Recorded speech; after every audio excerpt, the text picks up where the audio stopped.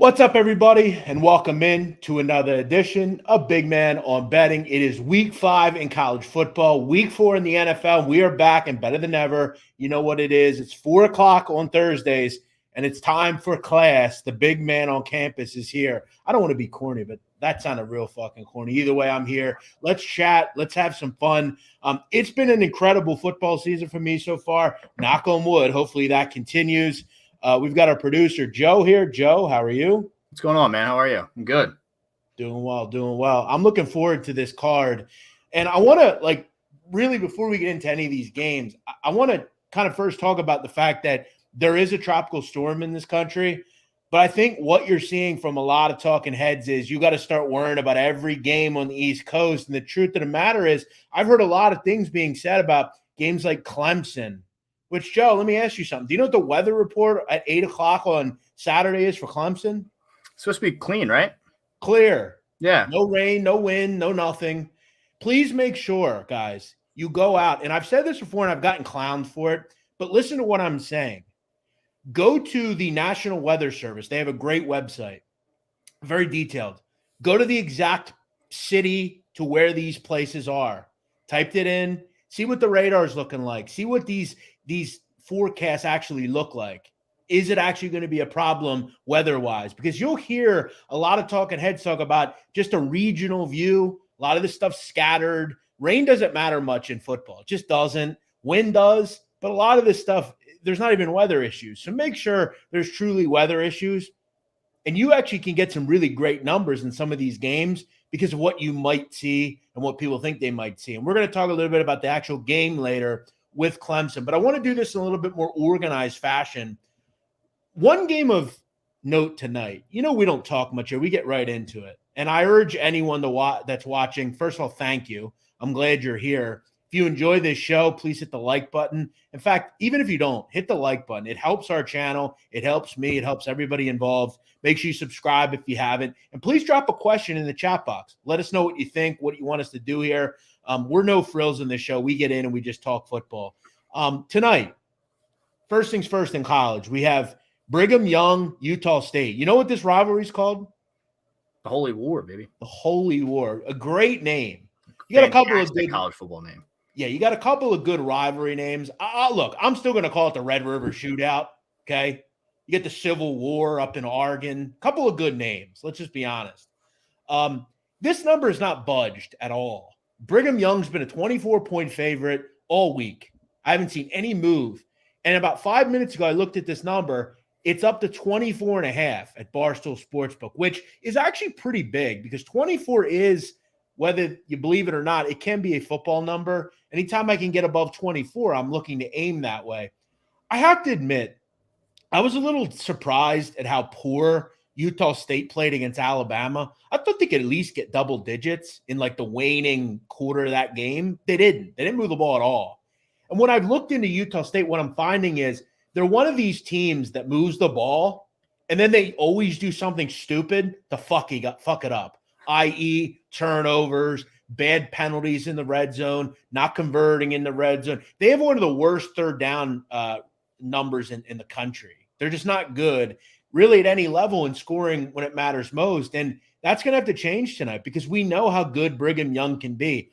My first glance at this game was I thought it was a bit high, 24, especially in a rivalry game, right? Plus throw in the fact that Brigham Young has some real wide receiver concerns. They have some injuries in general that are concerning. Did this strike you a bit high? It struck me a bit high. Yeah, especially because I think BYU is a team that I feel like right now is underperforming in the sense of where their expectations were for this season. I think a lot of people saw them possibly creeping into the playoffs, which, I mean, they possibly still could depending on how they finish out and what happens as far as chaos at the top. But yeah, 24.5 seems pretty high. I think if I was going to go anywhere with this, I'd probably be looking at totals and be hoping for some points here to get over 60.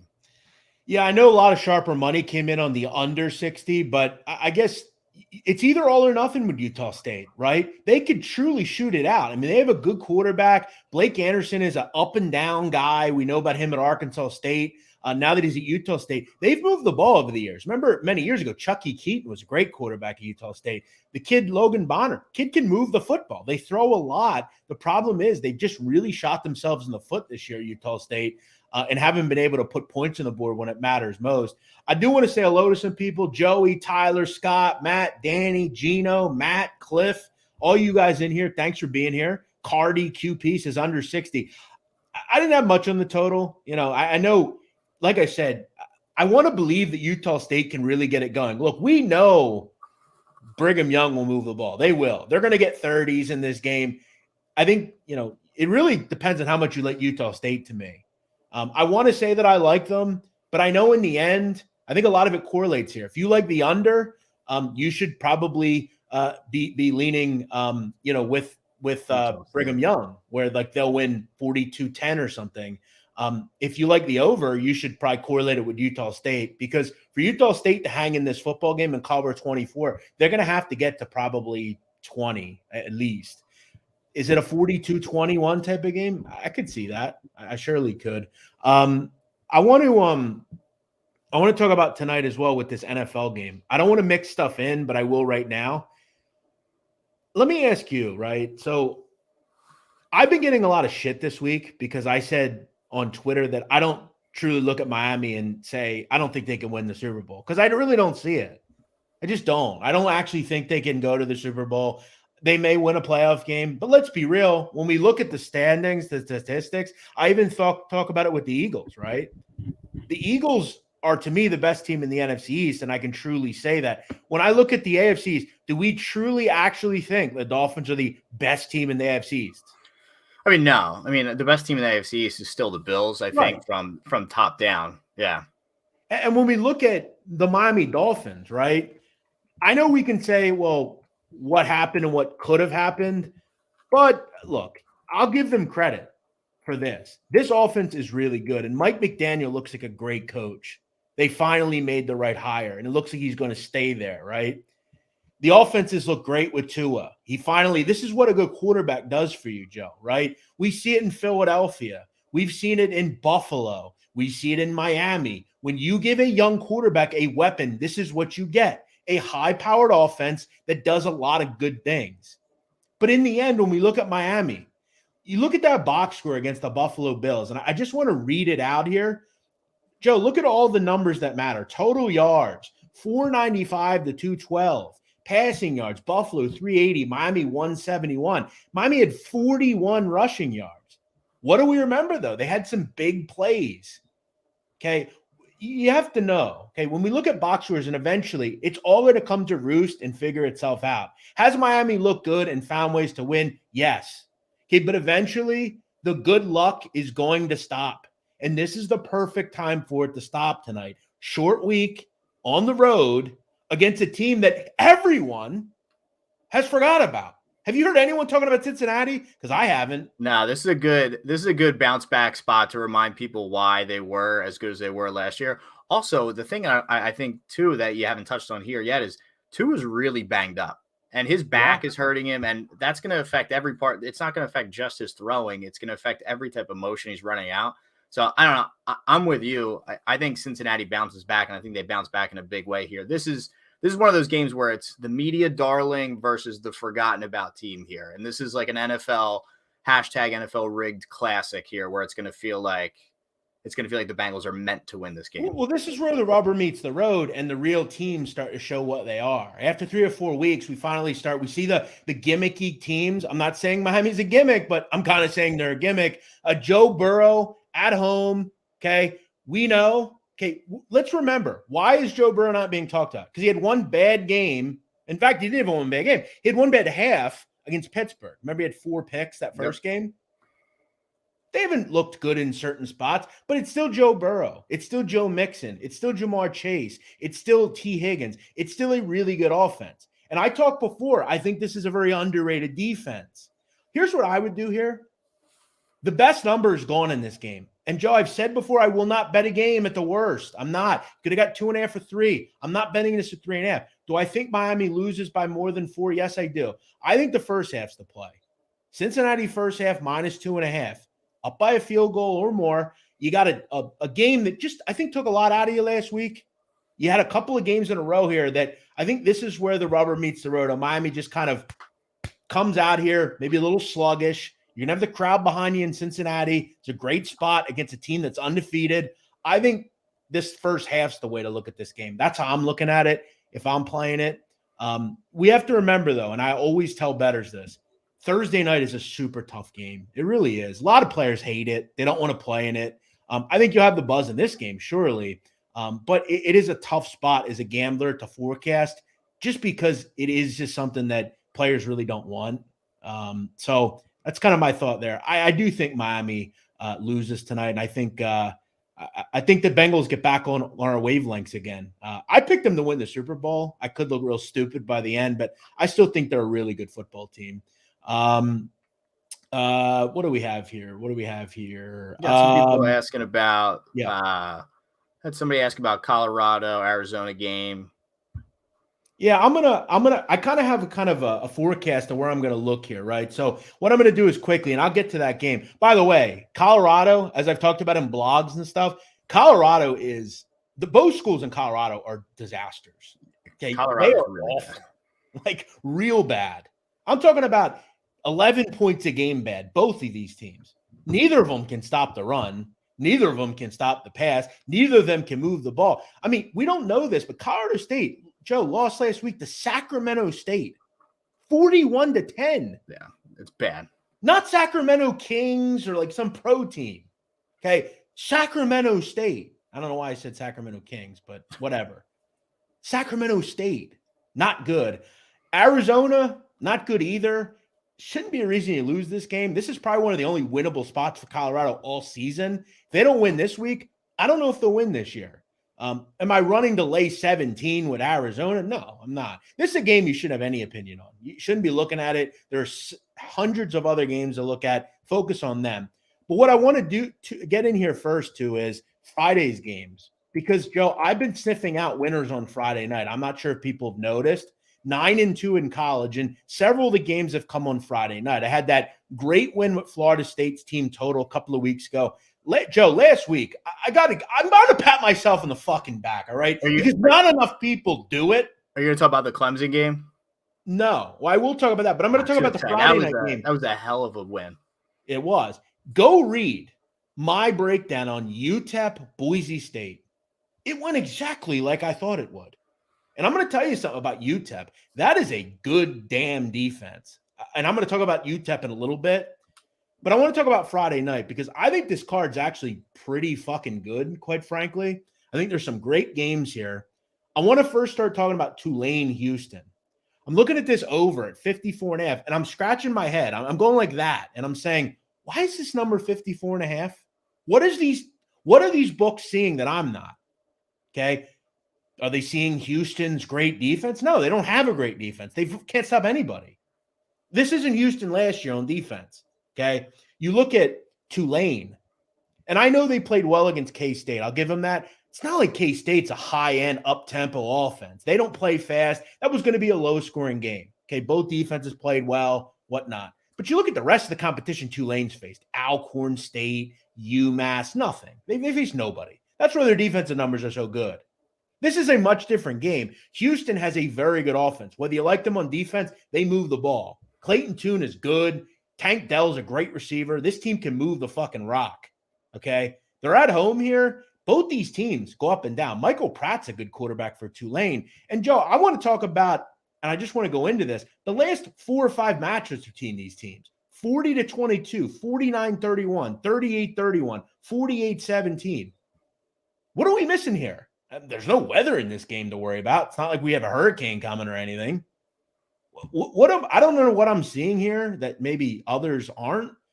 I think we're too worried about what one game showed us, and maybe like Tulane's good on defense. They're not. What is let me look now. What's the team total for Houston alone? Team total right now for Houston, 28.5. Yeah, I agree. That to me seems a little bit too low for being at home against Tulane. Yeah, listen, I don't think Houston, I think there's some real problems with this team. Like I said, defensively, they suck. I mean, they can't stop anybody. Kansas did whatever they wanted against them. And like I said, Michael Pratt has been able to move the ball the last couple of years on this team against, and this is, again, a major step up for that Tulane defense. I'm looking at the total and just saying, I think we see points in this game. You look at the rest of this card, couple others here. The big one, obviously, is Washington, UCLA. I do want to say, though, I mean, I'm not sure Boise State should lay points to anybody right now. I don't know if people have watched this team and said, like, oh, I'm interested in backing Boise. They're just not good, Joe. Like, that's not just like a 1 or 2 game thing. Their quarterback play is awful. I know they fired the offensive coordinator, so maybe that will make some change here. But one thing I'm noticing, they're playing a lot slower. I'm going to look at this game more from an observation standpoint. If we see another shit performance from Boise, it's fade city the rest of the year. Because if you can't get a good game after firing your shitty offensive coordinator, they're never going to play well. Especially at home against San Diego State. Like that's right. One that they should be coming into this year. That line probably before the season started, if they were just throwing lines out there, probably would have been closer to like 12, 13 and a half compared to what it is now, 6.5.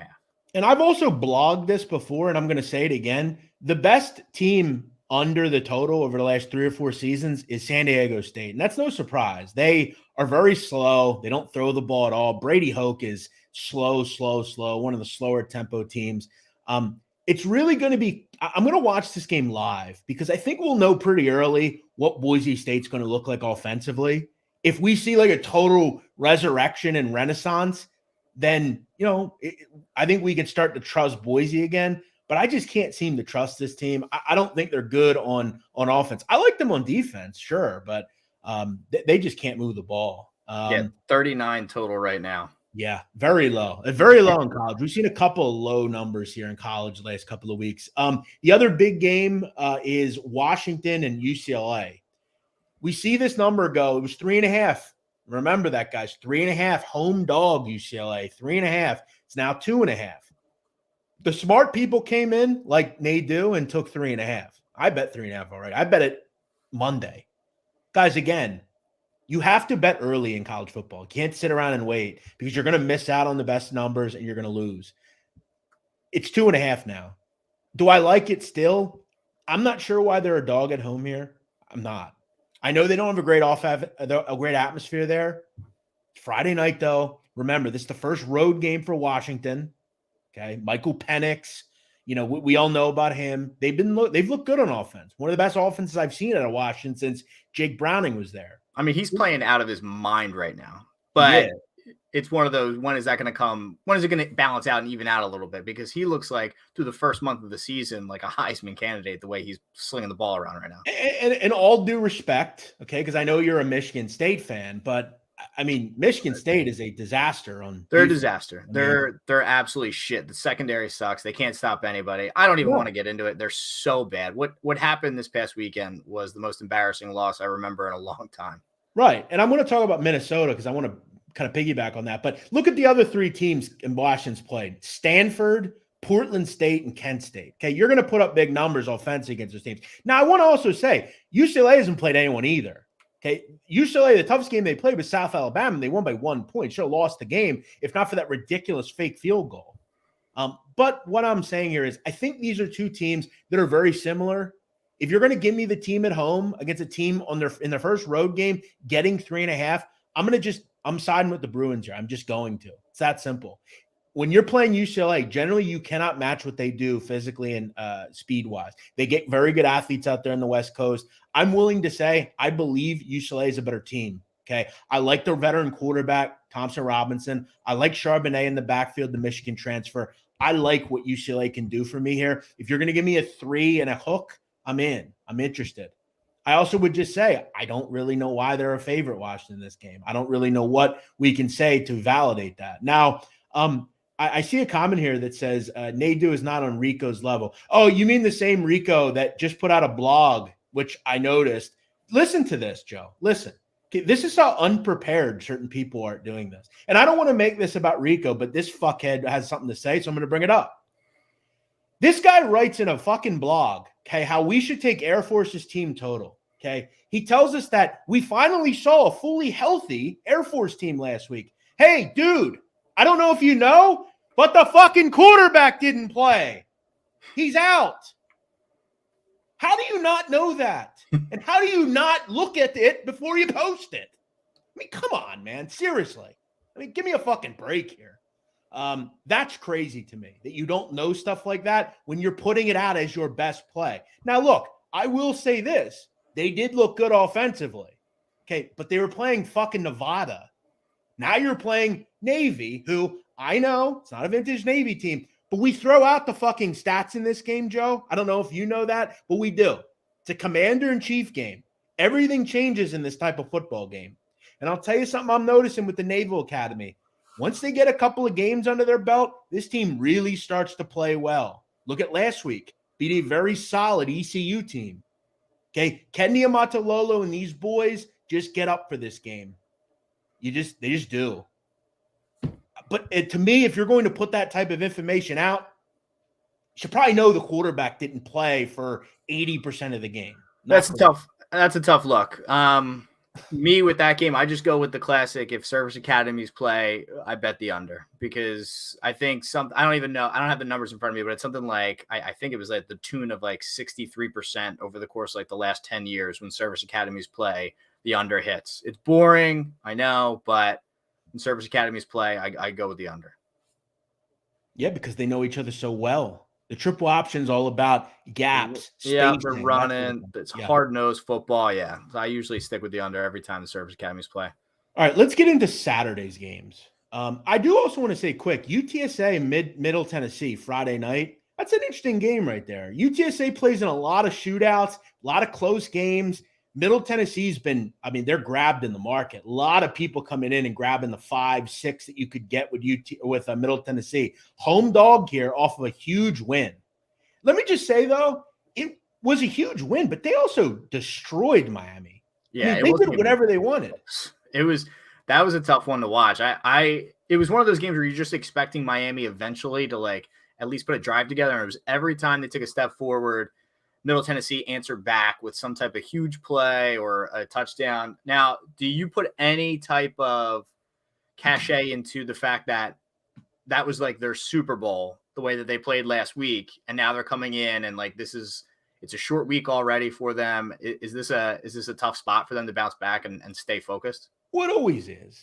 It always is. I think it's a spot for me where am I going to bet it? Probably not. But I just noticed with UTSA, it's like every game that they're in these close shootouts. And one thing about Middle Tennessee that I want to keep hammering home, this is, to me, one of the truly great defensive lines that won't get any credit. This team is really good at getting to the quarterback, making hay in their offensive backfield against the team they're playing against. Just do a really nice job at getting to the quarterback and kind of stopping the run, shutting down things. Can they stop the pass? That's a big question. That's going to be the major question here. But it's a good, interesting game. I'm not getting involved with it. I just wanted to kind of throw it out there quickly. Let's go to Saturday because there are so many big-time matchups. Saturday's card's really, really strong. Which where do you want to start? Do you want to start around the 12 o'clock with a Kentucky Ole Miss? Yeah, I want to go to Iowa, Michigan, right? Michigan? Yeah, because, obviously I think it's one of the bigger games of the week, right? It's 12 o'clock. It's Big Bad Michigan going into Kinnick Stadium. Haven't lost yet. Remember, first road game for Michigan. They've been at Ann Arbor since last season. They haven't left. Now your first road game is in Kinnick. And you listen to Jim Harbaugh talk. He knows how good they are at home. He knows. I just think of some of the thought process here. If I'm Harbaugh, kind of seems a little pussy to me. You're going in and telling your team this is this team at Kinnick. I wouldn't tell them anything. Let's just keep doing what we're doing, steamrolling fucking teams.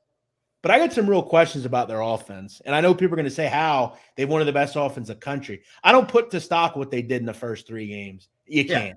Yeah, the first game that they legitimately played was last week with Maryland, and you win by 7 at home against Maryland, who I like Maryland coming in this year. I was hammering their team total over, but it's still Maryland at the end of the day. And you didn't really look very good. No, they didn't look really good at all. They've played, Joe, real quick. They've played ITT Tech, DeVry University, and Connecticut School of the Blind. Okay. Like they played nothing. Yeah.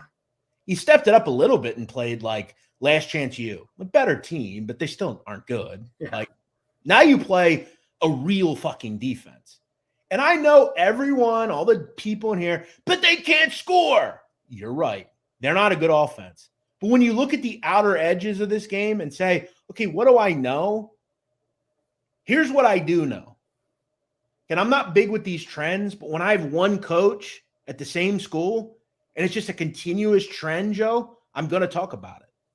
And since 2000, Kirk Ferentz has played 15 top 10 opponents in Kinnick Stadium.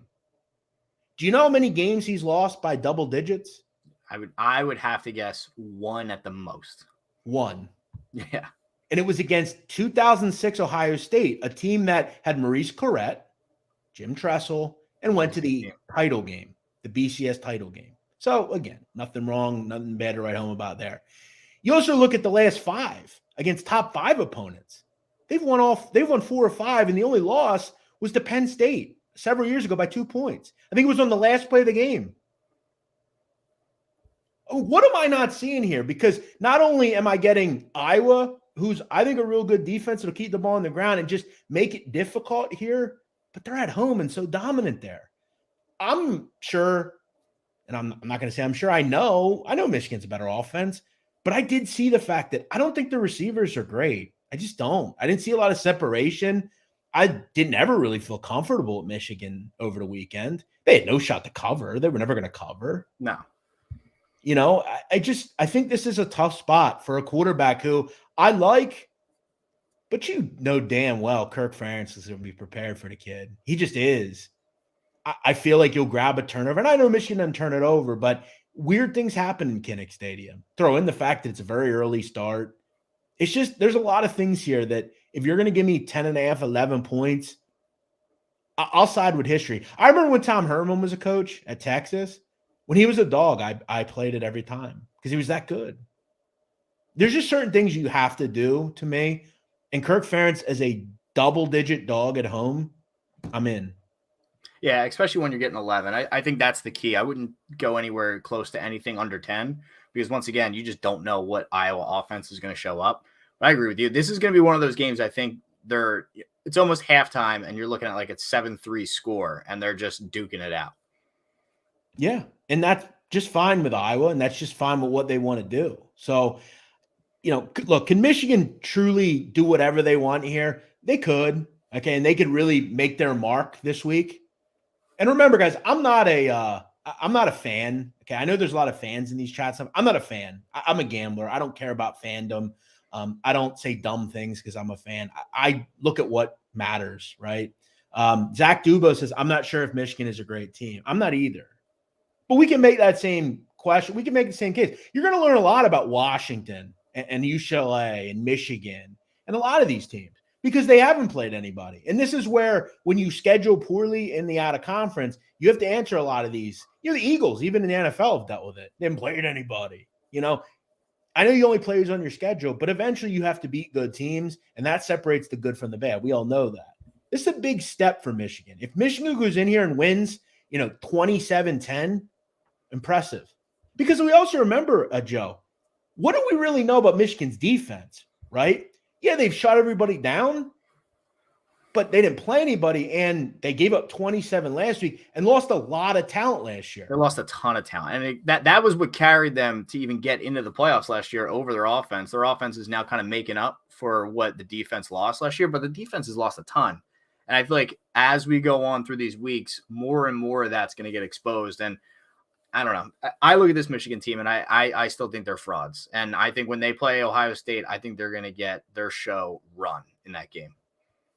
Yeah, so do I. Because remember, what happened last year? We know what happened last year. Yeah, exactly. Caleb D says, great crew neck. Any thoughts on land 28 with Georgia? Yeah, I'll quickly discuss that. Do you know how many points Clemson get, or not Clemson, Georgia gave up last week? A lot. Weird game. Weird to see Kent State keep it that close with Georgia. That was one that I kept looking back and just saying, all right, well, now Georgia's gonna stuff it down their throats and go up by 30. But they never could do it. And they gave up like 20 plus to Kent State, a team that Wild. shouldn't give up more than 7 to. Yeah. You better believe this week they're going to figure some things out on that end. This is one where you think they'll shut out Missouri and they'll win 39-0 or something. Yeah. I'm leaning on, if I'm playing this, I'm laying it with Georgia. We'll figure out a lot about them. Was that just one of those games where you didn't care much? You're now in the SEC. Now you pound every opponent in submission. It wouldn't be difficult for me. It would only be Georgia here. I'm not taking Missouri, Am I going to bet it? No. I'll probably look at Georgia first quarter. I've played their first quarter line every week so far this year, and I'm pretty sure it's undefeated against the spread right now. Typically, you're going to get like a 10.5, 11.5. But they keep covering the first quarter. They come out hot, and they even covered against Kent State, even though Kent State obviously came back and kept it within 17. Someone says Missouri may be worse than Kent State. Not a bad point, quite honestly. Yeah. Also, guys, I've said this before. If you want your question answered, super chats to this channel will get noticed, maybe a little easier. I don't want to be that donate guy, but I will be. We are content creators. It's that simple. The analysis in the show is better than anything at Barstool. Thank you, Riker. We try. I want to go to Purdue and Minnesota. Big star behind this game or next to this game, Joe. You know why? Aiden O'Connell probably not going to play. Listen, guys, you have to know as a gambler, the reason this number is 12 because Aiden O'Connell's not playing. If Aiden O'Connell's playing, this number ain't anywhere near 12. It's just not happening. Purdue's a totally different team without Aiden O'Connell. Okay. They have one of the better passing offenses. They throw a lot. Minnesota's starting to show to me. I always thought they were good. I wondered, are they truly great because they hadn't played anybody? And I'm still wondering because Michigan State looks to be a disaster also. But that was an impressive win. They allow a touchdown with 19 seconds left. Had a shutout until then against Peyton Thorne in a pretty good offense. Now, Michigan State has their own problems, as you know, but this Minnesota team seems really legitimate. This is not a good Purdue defense. I think that's been pretty clear. I will say I was surprised with how good they played against Syracuse defensively. I thought against the run and against some of the Syracuse running backs, I thought they'd struggle on the ground. They're still not a good run defense, though. And if I'm looking at this game, this looks to be like another Minnesota blowout. This team is feeling themselves right now. They always seem to play well in games that are up to their standards. They may come to kind of not show up against a Bowling Green or Nebraska, but this is a big game at home. Ibrahim's been terrific. Tanner Morgan looked great last week. Minnesota's really good. I think they're the second best team in the Big Ten. It's just that simple. I hate jumping on teams that are kind of like the hot storyline of the week, but I agree with you. I don't see how Minnesota doesn't win this by 2 touchdowns or more. When I first saw the line, knowing that O'Connell probably wasn't going to play, and even when I saw 12.5, I was like, that just seems way too low for Minnesota at home, especially with how well they're playing right now. So I'm with you. I think this is a 2 touchdown or more win for Minnesota, and I think they just keep pushing on through the West. I mean, Purdue had to fight to get a win last week against FAU. Yeah. And look, Lane Kiffin ain't at FAU anymore. Okay. That's a much different situation than we remember. N'Kosi Perry did some good things. Austin Burton didn't look great. Austin Burton comes from the Pac-12. Okay. And he wasn't able to win the job in the Pac-12 at UCLA. And now he's at Purdue. But yeah, I'm starting to look at Purdue and just think they're just nowhere near what they should be without Aiden O'Connell. I want to keep moving because we're kind of firing through some of these. Yep. People always ask me, what are you going to bet? Okay, here's a game that I will be betting. Okay, again, here's a game that I will be betting. UTEP -3 against Charlotte. I'm starting to learn something about UTEP. They're pretty good. Again, against teams like Charlotte. And Charlotte's pretty bad. Yeah, Charlotte's allowed 35 or more in every game this year. They can't stop anybody. They can't stop William and Mary, who scored 41 against them. This team can't stop anybody. It doesn't matter who they play. There's some issues with Charlotte's quarterback. They may not move the ball at all. Because I'm going to tell you right now, UTEP is one of the better defenses you don't know about. They are very good in the secondary. Just really solid. Get to the quarterback. They're well coached. Dana Dimmel's done a great job there. This is a spot to me where I think the number's just too low. Charlotte tells me and shows me nothing week to week. They're constantly in quarterback problems with injuries with Chris Reynolds. We never know when he's playing. You look at this total. I mean, I think it was 56. It's down to 50. This could be a game where, weather could be a problem. Obviously, you want to look into that. But I don't really care if weather is a problem because I think it very much helps UTEP as opposed to Charlotte. Give me shitty weather here. I don't care. I think UTEP is a solid team. These are the types of games, Joe, where if you're a UTEP, you have to leave no doubt. These are the games you need to win. If you want to be a bowl-eligible football team, you've got to win these type of games. That game on Friday night, it was a nice win, but I think they're moved on now. It's time to move on. You look at weather, Joe, 16-mile-an-hour winds. Weather, a little bit more of a problem. Windier. I think that helps UTEP here. So that's a spot that I definitely like this week. What else do I have here? Tyler in the super chat asking about thoughts on West Virginia in Austin versus Texas. Yeah, I priced this number overwise more in the mid 60s. It's up to 63. I still think that's probably a pretty good play. One thing I'm noticing about Texas, it hasn't really mattered who the quarterback's been. They've been able to move the ball. You're going to get Quinn Ewers back. That only helps this team exponentially offensively. They're going to move the ball. West Virginia, I'm really worried after what I saw week 1 from them defensively. I don't think they're very good. I've been disappointed with Neil Brown in really every level. But JT Daniels, I know he can move the ball. They've got some solid receivers that are really starting to show themselves there. I felt like that was kind of a shootout. We said what we want about Texas defense. Maybe they're getting better. Maybe they're not. But the pass defense, I think, still needs work. This screamed kind of a higher scoring game to me. But I wouldn't wait too long before I bet this, Tyler Horning. I think you're starting to get to a point where it's just there's no more value in it, quite honestly. I want to talk about Oregon State, Utah.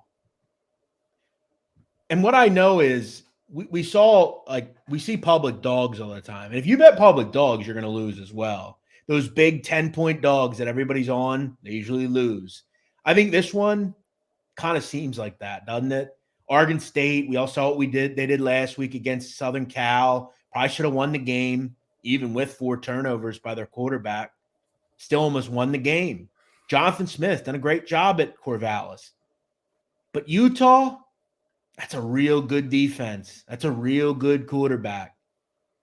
I feel like, to me, if you like the 10, instead of taking the 10 and losing because this end game ends up being, 31-17, why don't you just take the under? I mean, if you think Oregon State's going to hang in this game, they're going to have to be good defensively like they have been. You're going to need a game like you had last week. So instead of worrying about a game where you got way more points to play with here, 55.5, pretty high. It could turn into a shootout. But I know that Utah, very good at home defensively, very good in general defensively. So is Oregon State. I think Oregon State leans on the run per usual. That's kind of how I'm thinking here. I think this is going to be a big public dog, Joe. Yeah, the line's already moving. It's already starting to move down 54.5 now. So I think it's going to continue to move that way. Utah's defense can get more than one stop and a turnover against Oregon State, and I think that's going to be the killer for any type of overplay here. Right. Exactly. And then again, the number moving down, that helps. That makes sense. I'm sure it's starting to get pretty crisp out there in Utah. I'd like to know what the temp's going to be. You always like the weather. It's starting to really turn cool at night, right? 50s. You like that. I want to talk about quickly TCU. This game screams points. TCU's got a great rush offense, man. They can really run the ball. They've got some good players down there, a lot of transfers. Oklahoma can't stop anybody. It seems like that's going to be a continued problem for this team. Maybe not in the future, but for this year, I think they're still going to struggle. Dylan Gabriel can move the ball. Kind of quick, similar thoughts to really generally Big 12 TCU Oklahoma games, leaning over in that game. I want to talk about ECU South Florida. Not a game that's going to get a lot of love, but this is another game. Joe, guess what? I bet. ECU lost last week, as I said earlier, to the Naval Academy.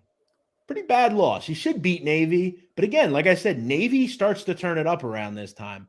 But there's one thing I know about ECU, okay? They're a good football team. Only giving up 21 points a game. They've made massive strides on the defensive end. They have a good 5-year quarterback in Holton Ahlers, good run game, really quick player, and Mitchell, one of the faster players in the country. Good receivers, solid football team, good in the trenches. Yeah, should it be NC State to start the season? Yes, that was an unbelievable performance out of them. If their kickers don't mess that up, they have probably the best win of the season outside of Marshall. And we're covering the whole game. I mean, they've been really good. You look at the other two opponents, Old Dominion, I think Campbell, I believe, beat them both bad, right? This is a play also against two things for South Florida. I'm going to put this on record. I think this is one of the worst rush defenses I've ever seen at this level. They can't stop anybody. Louisville did whatever they wanted last week against South Florida. You have to, when you see good rushing attacks playing South Florida, fade South Florida. Louisville did it. They're a top 20 rushing offense. You know, another top 40 rushing offense? ECU. I think they're a better passing team than Louisville. And what do we know about South Florida, Joe? This game is in Boca Raton, Florida. And where is South Florida? It's in Tampa. You have to wonder, what was the practice schedule like this week for the bad Bulls team? What was the home situations like for these teams? Maybe some of them have home issues with hurricane damage. It's been a team this week that's not probably been in their routine. You know who it won't affect? ECU. According to my sources down in Greenville, this team isn't leaving till tomorrow. So we've got a good situation. They have not been affected at all. They're off a loss. If they win last week, this number is above 10. It's 8.5. I think ECU blows the doors off South Florida this week. There's a little nugget for you. Make sure you're understanding weather situations. Do you believe in the mantra fade a team first game when a star player comes back? No, I don't. I've never heard of that, nor would I ever do it. Right, every other way. Yeah, every situation's different. I think the only things that I look at like that are in the NBA. Okay, when a team comes off a long road trip, 8-10 game road trip. I was taught this many years ago by a guy who has been gambling since the 60s. And he would always tell me when I was a kid, I remember learning this. He would teach me about road teams, right? You go on a 10-game road trip on the West Coast from an East Coast team in the NBA, right? And when you come home, what do you deal with? All of them got a family. Got to deal with the family. Got to deal with getting your car. Got to deal with make sure your house is clean, your dog, your family, your side chick. She's worried about where you've been, what's going on, when can I see you? A lot going on. Off a road trip, I'm always fading the team off long road trips in the NBA, but that's about it. There's not many of those trends that I'm real big on. I want to talk. We got about 20 or so minutes. We can go past 5 today just a little bit. We don't have any hard outs here. South Alabama, guys.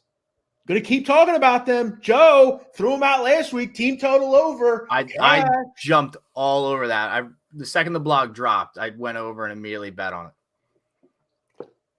Worked out well. And they play UL Lafayette this week.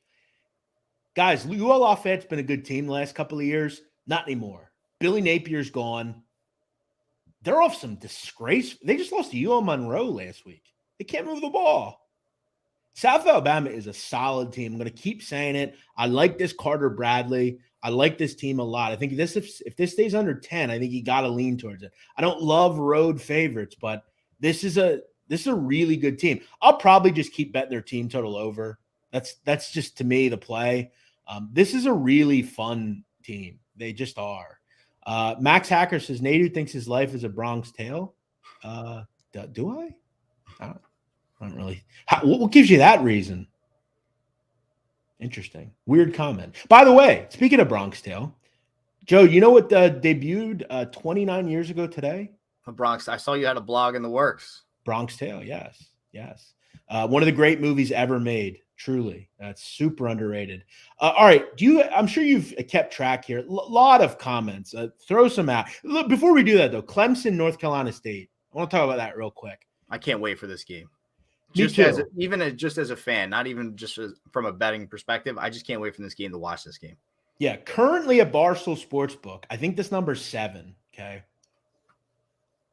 maybe I'm too giddy on Clemson, and they fall into that we're going to find a lot about them this week out because they haven't really played much of anyone either. Wake was a good team, but they don't stop anybody. You don't really know what your offense is because they're not going to give you any pushback defensively. You're not going to learn anything from La Tech and Georgia Tech. You're just not. And I heard Brandon Walker say this, and it was really an astute point. And this is why I like talking to Brandon about football, because he sees kind of things that I don't think normal people see. He talked about how important this game is in a national perspective, right? Because we all know Ohio State's good. We all know Alabama's good. We all know Georgia's good. Who's that fourth team? Is it USC? Probably. But the other team is Clemson. And this number, as of when I bet it on Tuesday, it was 20-1 for Clemson to win the whole thing at Barstool Sportsbook. You know what it's going to be if they win this game? It's going to drop down to like 10. Right. It's going to cut it almost in half. No, I agree with you. I was big on Clemson coming in this year. I will say last week's defense performance kind of scared me a little bit. That's why I like them this week, because all I heard this week from Dabo was the defense wasn't good. That's the first thing he said in the post-game interview. He's talking about how the defense wasn't good. They weren't. You're going to get a much better performance. There's a reason this number is 43 or 42, whatever it is. Let me just say, Clemson's offense, this Streeter guy, I like. He's recognizing one thing about DJ.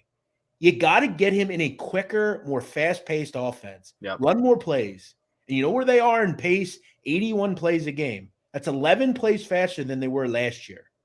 They're getting him out in the run. They're completing more in the passing game. It's opened up everything for this team. They're just more swift offensively. And their points per game, you know where it is this year? High 40s. You know where it was last year? 24 points a game. DJ has 1 turnover and 10 touchdowns.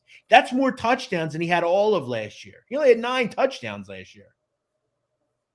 This guy Streeter is a solid coordinator. He knows his kid. He knows his players. And this is a very important thing. You can have all the talent in the world, but what do we see about Boise? If you do not have the right person calling plays and dictating an offense, you're not going to move the football. Now, I think it has a talent problem there too, but this is a really good situation. And this is the game for Clemson, as you said.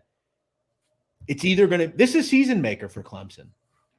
This is going to change the entire narrative of the ACC. If they come out and they put up a good performance and they beat NC State by 10, then everybody's going to be talking about it's ACC championship or bust for Clemson. If they end up losing or it's a close game, then NC State once again kind of emerges as that next team up. I'm excited. I think it's going to be the best game of the weekend easily. Yeah, it's going to be a fun one. I mean, look at that total, low 40s. It seems a little low, no? I mean, for several things here, somebody says fade Nadu, get rich. That's a wild. Listen, Joe, I get there are people that don't like Nadu, but come on with that statement. You'd be 2-12 if you faded me this year. You'd be in the fucking poorhouse, bro. Come on, guys. At least if we're going to troll, let's make it funny at least. Like some guy here, this is actually pretty funny. Nadu, tell the good people the brand of bowls you use to get that lineup. That's a pretty funny comment, actually. I'm not going to lie. Here's the thing, Zach Smith. You could never pull this haircut off. You see the points there? You couldn't do that. That only looks good on certain white guys. Just let's be honest. Let's go rapid fire, and then we'll get into a little NFL. What do we have? All right. Kentucky, Ole Miss. Kentucky plus 7, Ole Miss. What are your thoughts? Because I'll just tell you off the top, this line stinks to high hell to me. There's something about this is telling me that it shouldn't be Kentucky plus 7. This just seems wrong, this line. This is one of those games where Lane Kiffin shows the fuck out. That it just doesn't make it should be. I think if you're square better, you're looking at this as Kentucky plus 7 is the lock of the century. And that's why I don't like this line at all. I've said it before. Gambling is all about line perspective, where you see the line. If this line's 4, Kentucky wins. Yes. But it's not. It's 7. And how did it get to 7? Sharp money pulling it and pushing it up. Listen, guys, when you take a line to 7, that's a very good indicator of what we're going to see in the game. It just is. And the thing about Ole Miss is, I actually like them on defense, but that offense, when it gets going, is really good.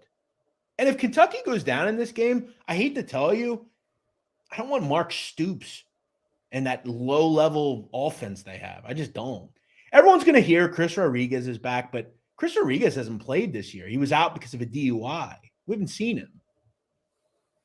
This is a double-digit win for Ole Miss, guys. Come on. That's what I'm thinking, too. That +7, the second I saw it, stunk to high hell to me. This is the difference. This is why, Joe, you're on this show, because you have – there are two types of gamblers. There are gamblers that just do it, and they don't really put any effort, nor do they care about anything they do. They just – they're squares. That's how it goes. But there's things you learn. You ever see Rounders, Joe? Oh, yeah. Okay, remember when Knish, they're in the Schwitz, and Mike's asking him for money, and he says to him, I've tried to, you're a little punk, you know that? I've tried to teach you. I've tried to give you, lines in my own bad beats. Okay, guys, I've been doing this since I can't say when I've been doing it because I don't want to break the pen rules. I've been gambling a long time. I've learned how to gamble from the best people South Philadelphia has to offer. I'm talking about guys that they should write fucking books about.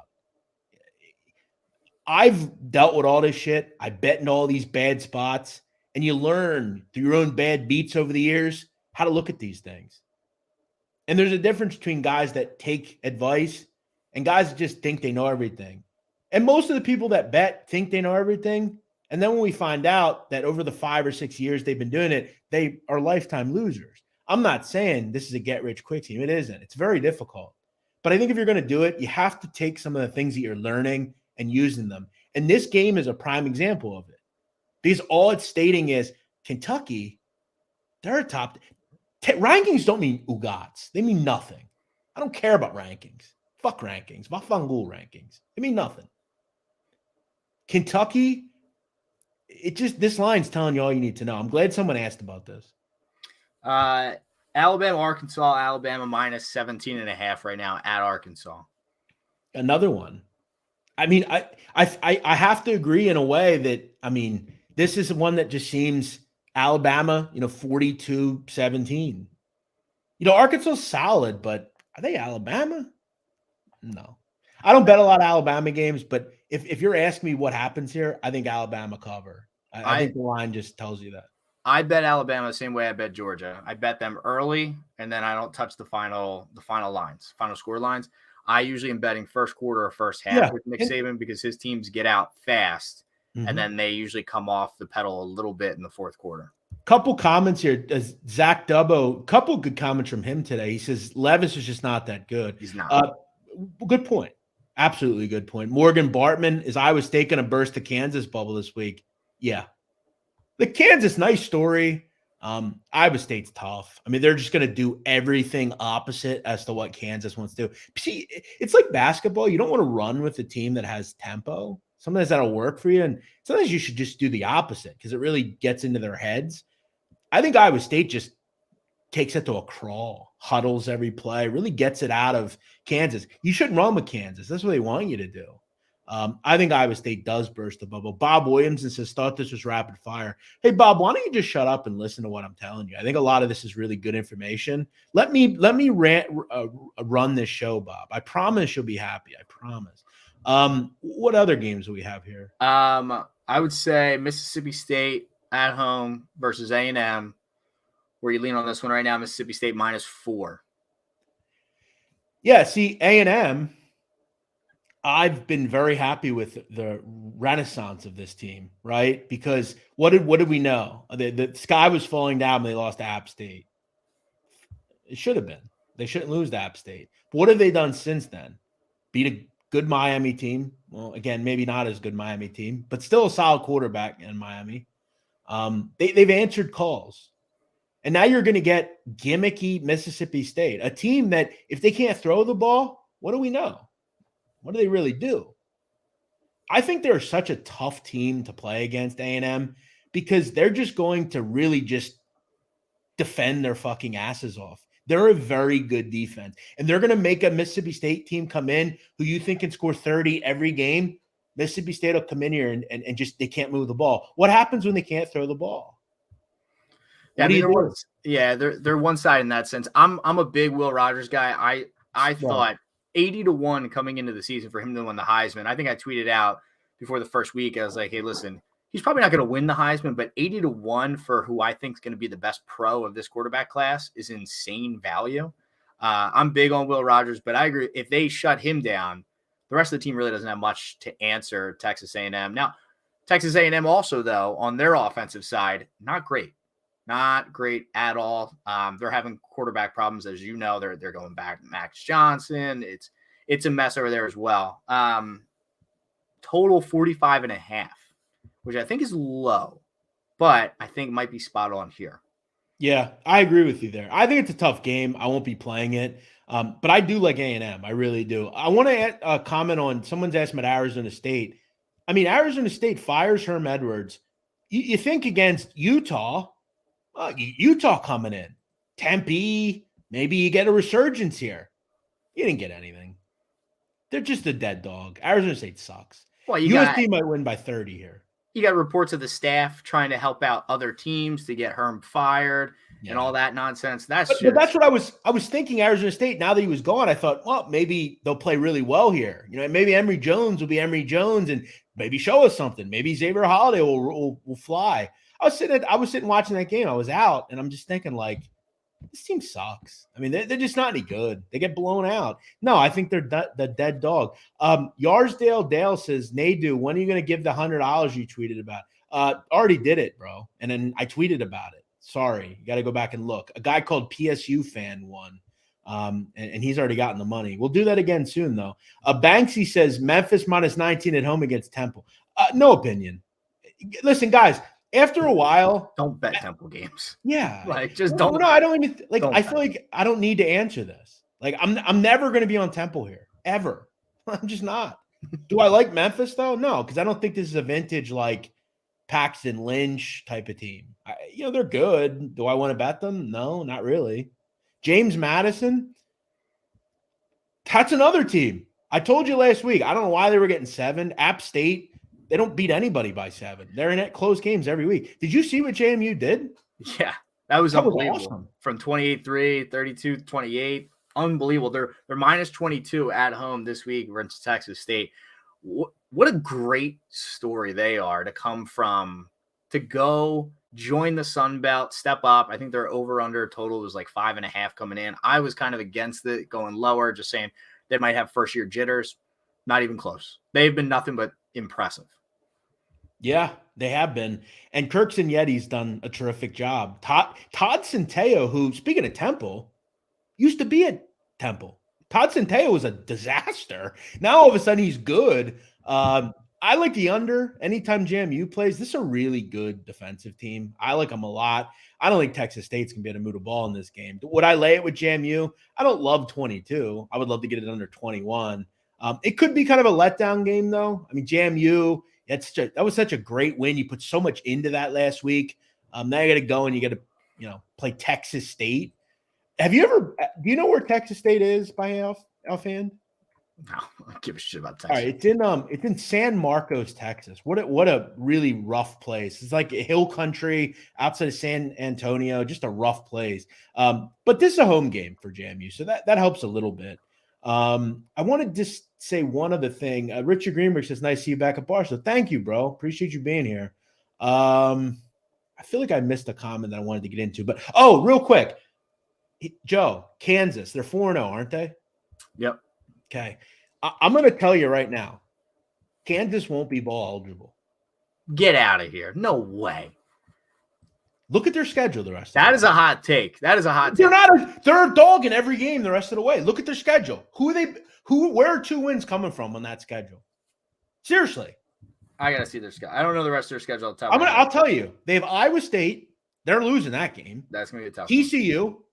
TCU is better than they are. Yeah. At TCU. Oklahoma, at Baylor, Oklahoma State, Texas Tech. That could be a win, but that's only 5. Texas Tech, they could win. Okay. Texas, they're not beating Texas. And K-State. At K-State. I was going to say, if that's at home, I would take Kansas there. You might be right. That's a hot take. I mean, for all intents and purposes, I think the season's a win for them already. They went over their team total in week 3. And the bounce back that this team's having, I think it's the first time they've had like 4 wins this early in like 20 years or something ridiculous like that. But remember, wow. They still have to win 2 more games, and they're going to be a dog in every game. So they're not going to be favored to win in any of these games. That's all I'm trying to say here. It's something to think about. Banksy says K-State, Kent State, Ohio over 68. Well, it's not 68, and it's been betting down, which is not good if you like an over. I don't agree with that. It's MAC football time. What we've seen from Kent State and Ohio is not indicative of what we'll see in this game to me. Jeff, who's the best team in the Big 12? I still think it's Oklahoma. Sorry. Big 12 is great this year, by the way. Yeah. There's not really a bad team in the Big 12. No. As far as quickly the NFL, I just wanted to throw just 2 things out here. As usual, okay, I've not bet a ton of NFL. I'm 3-0 in the games I bet. I've had 2 overs, which is crazy because no game goes over seemingly in NFL. And I played the Titans last week. By the way, shout out to all the people in that blog in the comments. You're a fucking idiot. No way Tennessee wins. Shut up. Let the professionals handle this. Winner. That said, I think you see more unders again this week. Jets, Steelers. What else do we have? Rams, Niners. Listen, Niners are the best play on the board. It's the best play on the board this week in the NFL. Niners, Monday night, lay it 1.5. That's a vintage weird line. Why is the Rams a dog? Garoppolo, the porn king, comes out and slings it. By the way, legendary guy, Garoppolo. Love that guy. Shanahan, big spot. I will be on the Niners. You can bank that. Do you have anything in the NFL you like? The only thing in the NFL that I really like this week, at least looking at the early schedule, is I like the Falcons. I like the Falcons +1. I like them to win outright at home. Falcons are better than I thought they'd be. They're better than I think a lot of people thought they were going to be. And just, I think just with the Browns, you just don't know what you're going to get from Jacoby Brissett. Sometimes he's consistent. Other times he'll give you a late game turnover to help you out. So I like Atlanta this week to win. Yeah, like I said, I like the Niners a little bit. I'm going to be on that. I also look at what was the other game? Oh, the Raiders. This has to be the week, right? I mean, I don't know. They got to win at some point. Man, who knows? Did anyone really think the Raiders would be 0-3? I didn't. You have to win this week. You cannot lose to Denver. You just can't. And Denver seems to be chronically like they can't run the right plays. So. No, Denver's bad. Denver's very bad. And Russ looks like a $250 million mistake. Cuban B says Garoppolo's way overrated. Well, I'm not saying he's good, but he'll be good this week. Yeah. Guys, NFL, that's how it works. All right, let's wrap this up, Joe. We've been on for an hour. We've just been firing college football info to you, to all of you. I hope you enjoyed our show. Please, if you're watching the replay, hit the like button, hit the like button, hit the like button. Go check out all my blogs. I got blogs. I got one out coming tomorrow on a Friday game. I got a couple on Saturday. It'll be coming out. Must read blogs. Please read them. You'll enjoy them. You'll learn something, and you'll become a better gambler. That's important. Go check out all the great promos at Barstool Sportsbook. No college football show this week, I believe. They're off this week. But check out the Brandon Walker show, which is coming up in about an hour. Brandon, an ornery individual, but very smart when it comes to college Sick football. too. This is I saw him walking around drinking Dayquil all day today. So this is his flu game. This is Brandon's flu game. Well, Brandon Walker, he'll be on one tonight then. He'll go in and call him and give him shit because I'm sure he'll be on one. One other thing, please go, guys, if you enjoy crime, check out my podcast, The Sit Down, a crime history podcast, which I might add, Joe, how many true crime podcasts do you think there are in the world? Tens of thousands, probably? 150 million. There's so many. Well, this show is top 200. I just want to say that. True crime, top 200. Go check out my interview this week. I talked to a guy that was an associate in the Bonanno crime family, beat people up, robbed people. You heard the interview. It's can't miss interview stuff. I was shocked at everything that he was talking about publicly because I was like, man, is he going to get in trouble for this? Because he really was letting it fly, wasn't holding back anything. So it's a great interview. You got to check it out if you haven't already. And he talks about the fact that he is a stone cold rat, which you have to give him credit for bringing that up. A lot of people want to not tell you that they're rats, but he is. It's important to me that we interview all facets of the mafia community if we can. We've got some great shows coming up. Next week, I'm doing a show with Chief from Chicago. That'll be a great one. I got Large on deck as well. So check out the sit down. If you like crime, you'll enjoy it. If you like the Dahmer type of stuff and the mob stuff, we do that every week on the sit down.